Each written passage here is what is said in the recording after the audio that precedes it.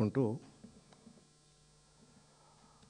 4 కోట్ల మంది ప్రజలున్న తెలంగాణ రాష్ట్రంలో దాదాపు 2.5 కోట్ల మంది బీసీలు ఉంటే వాళ్ళ ఆకాంక్షలను ఇవాళ అటు కేంద్ర ప్రభుత్వం ఇటు రాష్ట్ర ప్రభుత్వం రెండు కూడా ఫుట్బాల్ ఆడుకున్నట్టు ఆడుకున్నాయి. వాస్తవానికి ఇప్పుడు మెస్సీ ఫుట్బాల్ కాదు, మేస్త్రి ఫుట్బాల్ ఆడుతుండు, అది బీసీలతో ఫుట్బాల్ ఆడుతున్నాడు.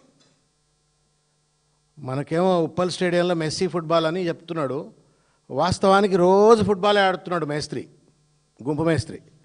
అది ఎవరితో అంటే బీసీలతో, బీసీల ఆకాంక్షలతో, బీసీల ఆశయాలతో, బీసీల అభివృద్ధి, వాళ్ళ యొక్క మొత్తం ఆత్మగౌరవంతో ఇవాళ ఫుట్బాల్ ఆడుతున్నటువంటి ఒక పరిస్థితి. దీన్ని తీవ్రంగా ఖండిస్తూ గౌరవ బీఆర్ఎస్ పార్టీ అధ్యక్షులైనటువంటి ఒక కేసీఆర్ గారు, తర్వాత కార్యనిర్వాహక అధ్యక్షులైన కేటీఆర్ గారి యొక్క ఆదేశాల మేరకు మా అన్న వడ్డిరాజు రవిచంద్ర గారు రాజ్యసభ సభ్యులు ఏదైతే ప్రైవేట్ బిల్లు వారు రాజ్యసభలో ప్రవేశపెడుతున్నారో వారికి హృదయపూర్వకంగా బీఆర్ఎస్ పార్టీ పక్షాన, అదేవిధంగా రాష్ట్రంలో ఉన్నటువంటి ఒక బీసీలందరి పక్షాన కూడా హృదయపూర్వకంగా ధన్యవాదం తెలియజేస్తా ఉన్నాము. ఆప్ లడతే రహియే, ఆప్కే సాత్ హమ్ సబ్ లోగ్ హై. మీరు పార్లమెంట్లో కొట్లాడండి, మేము క్షేత్రంలో మీ గొంతులో గొంతు కలిపి మీకు మీ పోరాటానికి స్ఫూర్తిని అందిస్తామని చెప్పి తెలియజేస్తా ఉన్నాను. మిత్రులారా, ఇవాళ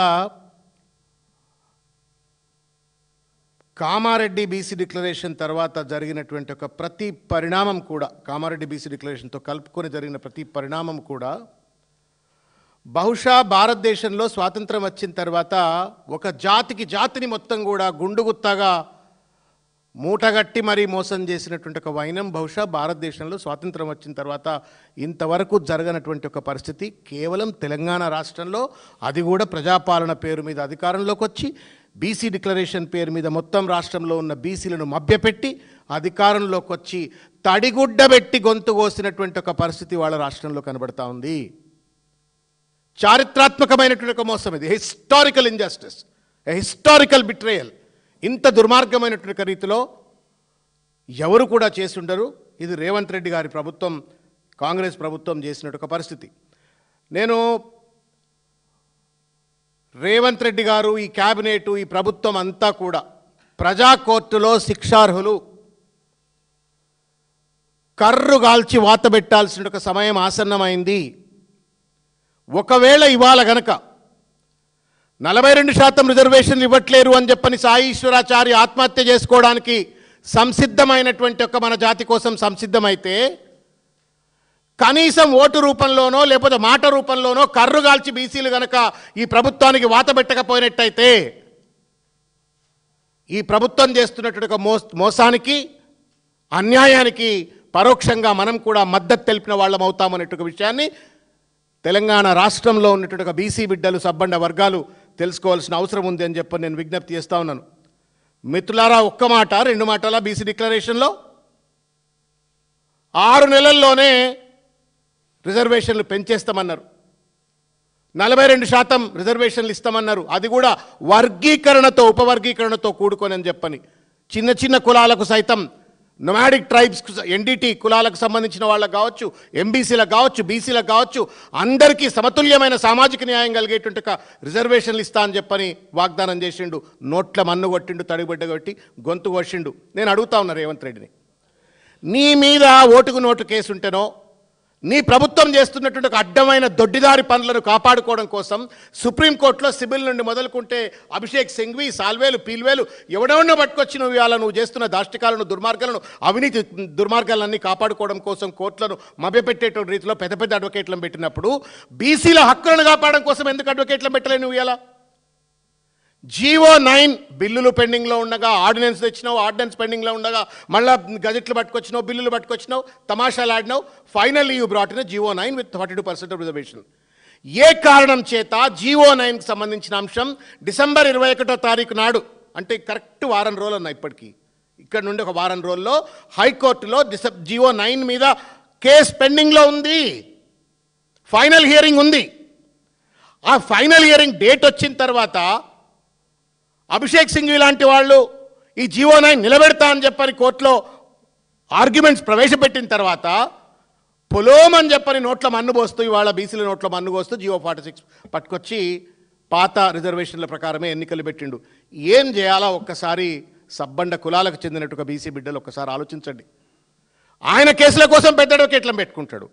దొంగతనాలు దోపిడీలు చేస్తున్నట్టుగా వాటిని కాపాడుకోవడం కోసం పెద్ద పెద్ద అడ్వకేట్లను పెట్టుకుంటారు. ఇచ్చిన వాగ్దానాన్ని అమలు చేయడం కోసం ఒక జీవో పట్టుకొస్తే దాన్ని నిలబెట్టడం కోసం పెద్ద అడ్వకేట్లను ఎందుకు నిలబెట్టలేదని చెప్పని గల్లాలు బట్టి వాళ్ళ ఓట్ల కోసం వస్తున్నట్టుగా కాంగ్రెస్ పార్టీ నాయకులను రేవంత్ రెడ్డి ఫోటోలు పట్టుకొని వస్తున్నట్టుగా వాళ్ళని అడగవలసిన అవసరం ఉందని చెప్పని నేను విజ్ఞప్తి చేస్తా ఉన్నాను. ఒకటి కాదు, రెండు కాదు మిత్రులారా, కళ్ళలకెళ్ళి రక్తం వస్తూ ఉంది. నిన్ననే సాయిశ్వరాచారికి సంబంధించి విశ్వకర్మ సంఘాల వాళ్ళు ప్రెస్ క్లబ్లో మీటింగ్ పెట్టినారు. ఆ తల్లి వచ్చింది ప్రమీలమ్మాట, భార్య, తర్వాత చిన్న పిల్లలు కృతిక అని ముగ్గురు పిల్లల వాళ్ళ జీవితాలను త్యాగం చేస్తూ ఇవాళ వాళ్ళు ఉద్యమంలో ఉంటే అడ్వకేట్లను పెట్టడానికి కూడా ఈ ప్రభుత్వానికి మనసు రప్పించదే.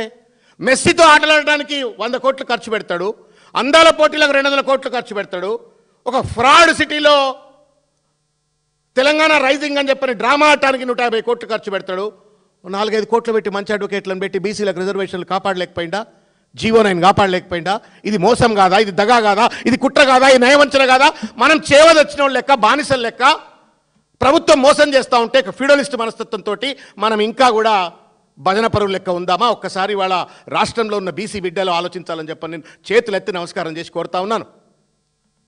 ఇదంటే కోర్టులు అడ్డం వచ్చినాయి, కాన్స్టిట్యూషనల్ అమెండ్మెంట్ అవసరం ఉంది.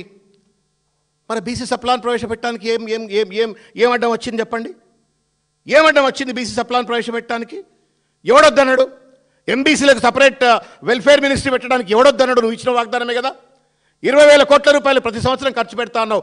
ఎన్ని రూపాయలు ఖర్చు పెట్టినా ఒకసారి గుండె మీద చేయబెట్టుకొని రేవంత్ రెడ్డి గారు కానీ పొన్నం ప్రభాకర్ గారు కానీ మీరు ఖర్చు చెప్పండి, సమాధానం చెప్పండి. ఇట్లా చెప్పుకుంటూ పోతే అనేక రకాలుగా బీసీల నోట్లో మన్ను కొట్టిండ్రు. నేను ఒక చిన్న విషయం చెప్తా. ఎంత బాధ కలిగేట అంశం అంటే full fee reimbursement irrespective of the rank for BC students with annual income below 3 lakh rupees. 10,000 కోట్ల రూపాయల ఫీ రియంబర్స్మెంట్ బీసీ పిల్లలకు సంబంధించి పెండింగ్లో ఉంది. కర్రు కాల్చి వాత పెట్టండి యువజన బిడ్డల్లారా, బీసీ యువజన బిడ్డల్లారా. ఈ జరుగుతున్నటువంటి ఎన్నికల్లో ఇక్కడ కనుక మనం ఈ ప్రభుత్వానికి తగిన గుణపాఠం చెప్పకపోతే it is like an endorsement. వీళ్ళు చేస్తున్న ఈ మోసం, దాష్టికానికి, దుర్మార్గానికి మనం ఎండార్స్మెంట్ చేసిన వాళ్ళం అవుతాము. కాబట్టి ఇప్పటికే ఫేస్ 1 ఎలక్షన్స్లో అద్భుతమైనటువంటి ఒక రీతిలో మూత్తోడు జవాబు చెప్పిండ్రు. కానీ ఉన్నటువంటి ఒక మిగతా ఎన్నికల్లో కూడా అదే రకమైనటువంటి ఉద్యమ స్ఫూర్తితో బీసీలకు నయవంచన చేసినటువంటి ఒక ఈ ప్రభుత్వానికి తగిన గుణపాఠం చెప్పేటువంటి ఒక రీతిలో ఒక బలమైన మూతోడు జవాబు చెప్పాలా, కర్రు కాల్చి వాత పెట్టాలా అని చెప్పని నేను విజ్ఞప్తి చేస్తా ఉన్నాను. GO 9ను కాపాడకుండా GO 46